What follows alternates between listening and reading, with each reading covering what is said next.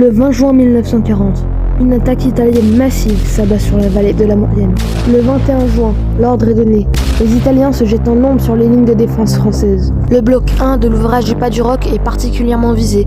La situation est intenable pour les guetteurs.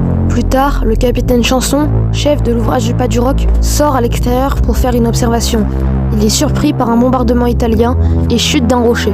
Il est évacué dans la vallée par le téléphérique qui sera coupé peu après son passage. Quant à l'avant-poste du Fréjus, il est visé par des tirs de mitrailleuses légères inoffensifs sur le béton mais qui agacent les soldats. Vers 14h, les mortiers de 81 mm du bloc 4 de l'ouvrage du Pas du Roc fait taire les tirs italiens. Dans la nuit du 21 au 22 juin, l'ouvrage d'Arondaz repère des infiltrations italiennes. Les mortiers de 81 mm du bloc 4 de l'ouvrage du Pas du Roc agissent encore une fois très rapidement et très efficacement. Le 22 juin, les Italiens tentent une infiltration vers l'avant-poste du Fréjus, mais sont délogés par les mortiers d'infanterie de l'ouvrage d'Arondaz. Le même soir, le capitaine Chanson, qui se trouvait dans un hôpital dans la vallée, s'échappe de celui-ci et rejoint son équipage. Le 23 juin, découragés par leur échec de la veille, les Italiens ne tentent pas grand-chose. Mais dans la nuit du 23 au 24 juin, deux petits groupes d'Italiens, profitant du brouillard, arrivent à rejoindre les hauteurs de l'ouvrage d'Arondaz. En même temps, des guetteurs de l'ouvrage du Pas du Roc signalent des silhouettes se déplaçant dans le brouillard autour de l'ouvrage.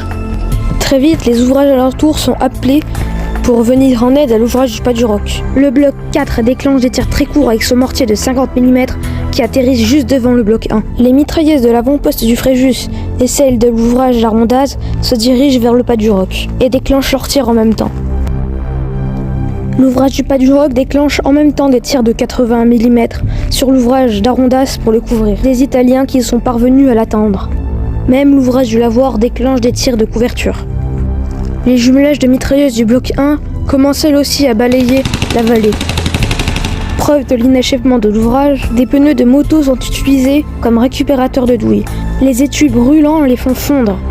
Une odeur de caoutchouc brûlé envahit le bloc. Après tout ce fracas, des volontaires sortent du bloc pour vérifier la présence de soldats italiens.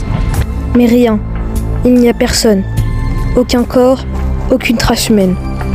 L'explication la plus probable serait que les guetteurs aient été sujets à des hallucinations, suite à l'épaisse couche de brouillard et à la pression des jours précédents. Du côté d'Arondaz, les Français sortent et utilisent des grenades pour faire fuir les Italiens. Et si tu veux en savoir plus sur cet ouvrage Maginot, clique sur le lien juste en dessous du bouton s'abonner. Et s'il y a juste l'histoire qui t'intéresse, tu peux aller à la fin de la vidéo pour connaître la suite. Et si ça te plaît, n'hésite pas à t'abonner pour me le faire savoir, comme ça j'en ferai plus.